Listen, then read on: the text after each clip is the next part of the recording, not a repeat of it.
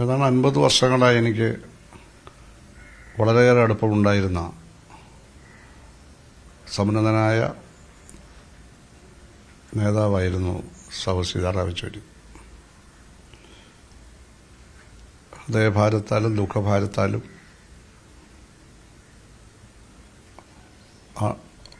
ബുദ്ധിമുട്ട് അനുഭവിച്ചുകൊണ്ടാണ് എല്ലാവരും ഇപ്പോൾ അദ്ദേഹത്തെ ഓർക്കുന്നത്. ഇടതുപക്ഷ പ്രസ്ഥാനവുമായി ബന്ധപ്പെട്ടവർ മാത്രമല്ല, എല്ലാ പ്രസ്ഥാനത്തിലുംപ്പെട്ടവരോട് അദ്ദേഹം വളരെ ഹൃദ്യമായി പെരുമാറുകയും എല്ലാവരോടും അദ്ദേഹം പൊതു ജീവിതത്തിൽ സൗഹൃദം പുലർത്തുകയും ചെയ്തു എന്നുള്ളതാണ്. അദ്ദേഹത്തിന് അവിടെ പകരം വെക്കാൻ മറ്റൊരാളെ ഇപ്പം ഇന്ത്യൻ രാഷ്ട്രീയത്തിൽ പറയാൻ പറ്റില്ല. CPM മാത്രമല്ല, ഏത് രാഷ്ട്രീയ പാർട്ടി എടുത്താൽ ഇത്രയും അഗാധമായ അറിവ്,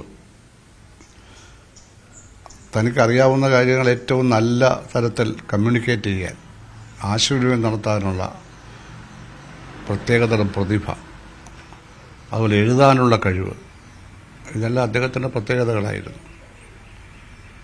സാധാരണ ഒരു പാർട്ടിയല്ല കമ്മ്യൂണിസ്റ്റ് പാർട്ടി, വിശേഷിച്ച് CPIM. പാർട്ടി CPM രൂപീകരിക്കപ്പെട്ടത് തന്നെ വലിയ ആശയസമരത്തിലൂടെയാണ്.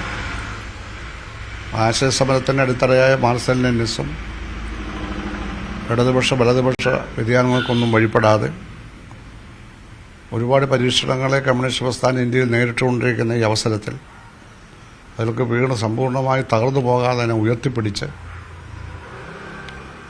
തൻ്റെ എല്ലാ ബൗദ്ധികവും ഭൗതികവുമായ കഴിവുകൾ ഉപയോഗിച്ച് പ്രസ്ഥാനത്തിന് വേണ്ടി ജീവിക്കുകയും പ്രസ്ഥാനത്തെ വളർത്തുകയും ചെയ്ത ഒരു നേതാവാണ് അദ്ദേഹം. കമ്മ്യൂണിസ്റ്റ് പ്രസ്ഥാനം ഇന്ത്യയിൽ ജന്മമെടുക്കുന്നത് വൻപിച്ച പോരാട്ടങ്ങൾ കൂടിയാണ്. പുന്നപ്ര തെലങ്കാന സമരങ്ങളും ബംഗാളിലെ തെബാഗ സമരങ്ങളുമൊക്കെ, പഞ്ചാബിലെ കൃഷിക്കാരുടെ സമരങ്ങൾ കമ്മ്യൂണിസ്റ്റ് പാർട്ടി മുൻകൈയെടുത്ത് നടത്തിയ പോരാട്ടങ്ങളാണ്. ആ പോരാട്ടങ്ങളിൽ പങ്കെടുക്കുകയും അതിൽ കൂടി വളർന്നു വരിക, സംഘടിപ്പിക്കുകയും ചെയ്ത ഒരു കൂട്ടം സമുന്നത നേതാക്കളാണ് പിന്നീട് ഒന്നായിരുന്ന പാർട്ടിയെയും പിന്നീട് CPM-നെയും നയിച്ചത്. അവരുടെ കാലശേഷം 1970-കൾക്ക് ശേഷം SFI പ്രസ്ഥാനമൊക്കെ രൂപീകൃതമായതിനു ശേഷം പുതിയ തലമുറയിൽപ്പെട്ട പ്രതിഭാശാലികളായ ആയിരക്കണക്കിന് വിദ്യാർത്ഥികൾ പ്രസ്ഥാനത്തിലേക്ക് വന്നു. ആ കൂട്ടത്തിലാണ് യെച്ചൂരിയും വന്നത്. പക്ഷെ ആ കൂട്ടത്തിൽ ഏറ്റവും പ്രതിഭാശാലിയായി അദ്ദേഹം ഉയരുകയും പാർട്ടിയുടെ ആദ്യകാല നേതാക്കളുടെ എല്ലാ ലെഗസിയും ഉൾക്കൊണ്ടുകൊണ്ട് പുതിയ കാലത്തിനനുസരിച്ച് മാർക്സിസം ലെനിനിസത്തെ വ്യാഖ്യാനിക്കുകയും പുതിയ തലമുറയെ ആകർഷിക്കുകയും പ്രസ്ഥാനത്തിൻ്റെ പ്രസക്തി ഇന്ത്യൻ രാഷ്ട്രീയത്തിൽ ഉയർത്തിപ്പിടിക്കുകയും ചെയ്തു എന്നുള്ളതാണ്. ഇപ്പോഴത്തെ ഇന്ത്യ മുന്നണി രൂപീകരണത്തിലൊക്കെ സുപ്രധാനമായൊരു പങ്ക് അദ്ദേഹം വഹിക്കുകയുണ്ടായിട്ടുണ്ട്. അപ്പോൾ ഈ കാലത്തിന് അനുയോജ്യനായൊരു നേതാവായിരുന്നു അദ്ദേഹം. അഖിലേന്ത്യാ തലത്തിൽ അങ്ങനൊരു നേതാവിനെ കിട്ടിയതുകൊണ്ട് തന്നെ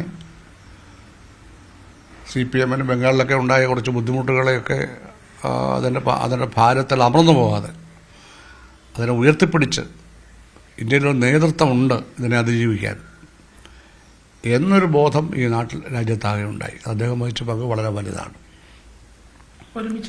വ്യക്തിപരമായ സമയം 50 വർഷത്തെ പരിചയമുണ്ടെന്ന് ഞാൻ പറഞ്ഞു. SFI രൂപീകരിക്കുന്നത് 1970-ലാണ്. 70 ജനുവരി 1-നാണ് SFI രൂപീകരിച്ചതായി ഒന്നാം അഖിലേന്ത്യാ സമ്മേളനത്തിൽ തിരുവനന്തപുരത്ത് പ്രഖ്യാപിക്കുന്നത്. അന്ന് അതിൻ്റെ അഖിലേന്ത്യാ എക്സിക്യൂട്ടീവ് കമ്മിറ്റിയിൽ കേരളത്തിൽ നിന്നുള്ള 5 പേരിൽ ഒരാൾ ഞാനായിരുന്നു. 1974 യെച്ചൂരി JNUവിലെ 3 തവണ ചെയർമാനായിരുന്നു യൂണിവേഴ്സിറ്റി യൂണിയൻ്റെ. അദ്ദേഹം SFIയിൽ വന്ന കാലത്ത് ഞാൻ SFIയുടെ അഖിലേന്ത്യാ വൈസ് പ്രസിഡൻ്റായിട്ടുണ്ടായിരുന്നു. അദ്ദേഹത്തോടൊപ്പം ഞാൻ 1978 വരെ ആ സ്ഥാനത്ത് തുടർന്നു. അങ്ങനെ ഒരുമിച്ച് പ്രവർത്തിച്ചിരുന്നു അഖിലേന്ത്യാ കമ്മിറ്റിയിൽ. അന്നുള്ള വേറെ പരിചയമാണ്. പിന്നെ അദ്ദേഹം ഇവിടെ തെരഞ്ഞെടുപ്പ് കാലത്തെല്ലാം പ്രസംഗിക്കാൻ വരും. വളരെ വ്യക്തിപരമായിട്ടുള്ള വിശദീകരണങ്ങളൊക്കെ നൽകി, സ്ഥാനാർത്ഥിയെപ്പെട്ട് നൽകി, ആവശ്യതൊക്കെ പറഞ്ഞ് നമുക്ക് പോലും ആവേശം ഉണ്ടാക്കുന്ന അദ്ദേഹം സംസാരിക്കാറുണ്ട്. 2 മാസം മുമ്പ് അദ്ദേഹം ആലപ്പുഴയിൽ പരിപാടിക്ക് വന്നപ്പോൾ ഫോണിൽ കൂടി DC ഓഫീസ് ന്യൂസ് കമ്പനി എന്നെ ഓഫീസിൽ വിളിക്കുകയും എൻ്റെ ക്ഷേമാന്വേഷണമൊക്കെ നടത്തുകയും ചെയ്തു. അങ്ങനെ വളരെ വ്യക്തിപരമായി ബന്ധമുണ്ടായിരുന്ന ഒരു സമുന്നത നേതാവാണ് അദ്ദേഹം. അപ്പോൾ അദ്ദേഹത്തിൻ്റെ ഒരു വിയോഗം ഒരു തീരാ നഷ്ടം തന്നെയാണ്. പകരം വെക്കാൻ ഒരാളില്ല. പക്ഷേ പ്രസ്ഥാനം മുന്നോട്ട് പോകാൻ EMS പകരം വെക്കാൻ ആളില്ലായിരുന്നു, AKGക്ക് ആളില്ലായിരുന്നു, സുന്ദരയ്ക്കില്ല, ജ്യോതിവാസവരില്ല,